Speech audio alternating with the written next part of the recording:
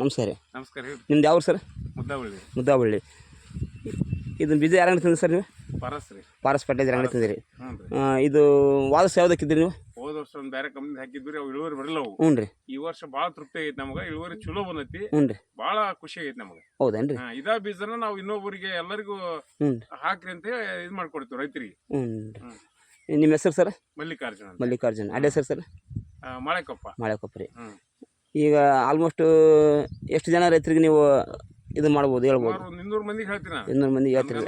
ಎಲ್ಲರಿಗೂ ಹೇಳ್ತೀನಿ, ಪ್ರತಿಯೊಬ್ಬರಿಗೆ ಇಂಥದ ಹಾಕ್ರಿ, ಇದನ್ನ ಮಾಡ್ರಿ, ಚಲೋ ಐತಿ ಬೀಜ ಅಂತ ಎಲ್ಲ ಇದು ಮಾಡ್ಕೊಡ್ತೀನಿ ನೋಡ್ರಿ. ಇದು ಇದರಿಂದ ನಿಮ್ಗೆ ಇದು ಇದಕ್ಕೆ ಗೊಬ್ಬರ ಏನೇನು ಹಾಕಿದ್ರಿ ನೀವು? ಸರ್ಕಾರಿ ಗೊಬ್ಬರ ಬಿತ್ತಬೇಕಾದ್ರೆ 2 ಚೀಲ DAP ಹಾಕಿದ್ರೆ, ಮತ್ತೆ ಆಮೇಲೆ ಮೇಲ್ಗೊಬ್ಬರ ವೀರ್ಯ, ಪೊಟ್ಯಾಶಿಯಂ ವೀರ್ಯ ಹಾಕಿರಿ. ಎಷ್ಟು ಸಲ ಗೊಬ್ಬರ ಹಾಕಿರಿ ಇದಕ್ಕೆ? ಫಸ್ಟ್ ಸಾಲ ಗೊಬ್ಬರ ಒಂದ್ಸರಿ, ಆಮೇಲೆ ನಾವು ಒಂದ್ಸರಿ 15-20 ದಿವಸಕ್ಕೆ ಒಮ್ಮೆ ಹಾಕಿವಿ.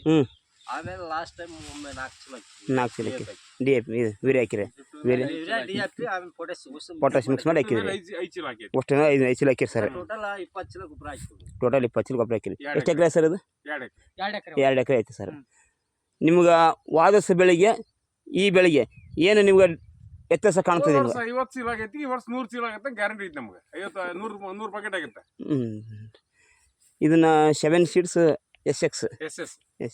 ನಿಮಗೆ ಬೀಜ ಕೊಡಿಸ್ತಾರೆ ಯಾರು? ಬಸಯ್ಯ. ಓಕೆ ಸರ್, ಧನ್ಯವಾದ. Thank you sir.